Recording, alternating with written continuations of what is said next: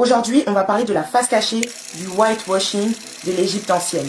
Mais d'abord, c'est quoi le whitewashing? C'est une pratique culturelle et médiatique qui consiste à effacer les personnes noires ou racisées des récits historiques pour les remplacer par des figures blanches. Autrement dit, on blanchit l'histoire, littéralement. Et c'est exactement ce qui s'est passé avec l'Égypte ancienne. L'une des plus grandes civilisations au monde, une civilisation africaine, réécrite, détournée et repeinte aux couleurs de l'Europe. Je t'explique tout ça. Depuis des décennies, les médias et le cinéma ont diffusé une image fausse des pharaons. Des films comme Exodus, Gods and Kings ou encore Gods of Egypt ont choisi des acteurs blancs pour incarner les rois et les dieux africains. Et c'est ce qu'on appelle le whitewashing cinématographique. Une réécriture symbolique du pouvoir qui fait croire que la grandeur ne peut pas être noire. Et derrière ces images, il y a une intention politique, détacher l'Afrique de l'idée de civilisation. Pourtant, l'histoire ne ment pas. Les preuves archéologiques, linguistiques, anthropologiques confirment que l'Égypte ancienne faisait partie intégrante de la civilisation africaine. Les premiers pharaons viennent du sud de l'Égypte, d'une population afro-nilotique très proche des peuples qui deviendront plus tard les Nubiens, situés dans l'actuel Soudan. Et ça, c'est ce que rappelle Cheikh Anta Diop, l'un des plus grands penseurs panafricains dans Nation l'agriculture.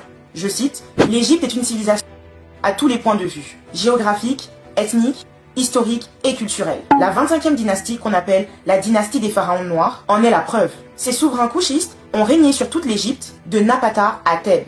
Mais l'Occident a préféré effacer ce lien. Le noir a devancé le blanc est venu, s'il est plus fort, il évince le noir qui est un étranger comme lui. Quant à l'origine réelle du noir, ça se perdait dans la nuit des temps.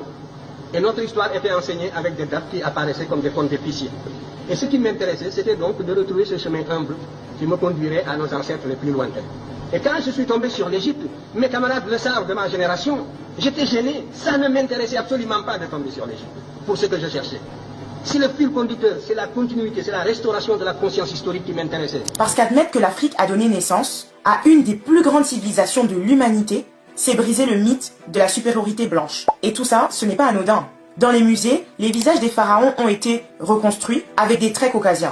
Dans les films, on parle des Égyptiens méditerranéens, Agnambié. Mais la géographie ne ment pas. L'Égypte est en Afrique. Et la vallée du Nil a toujours été un lieu de brassage afrocentré, connecté à la Nubie, au Sahel et à l'Afrique de l'Est. Les fresques, les cultures, les chroniques grecques, toutes évoquent des peuples à la peau foncée. Même Hérodote, le père de l'histoire, écrivait déjà à l'époque « Les Égyptiens sont noirs et ont les cheveux crépus ». Alors, pourquoi continuer à nier cette évidence? Parce que c'est une manière subtile de couper les peuples africains à leurs racines. Mais la vérité, c'est que l'Afrique, c'est le berceau du monde.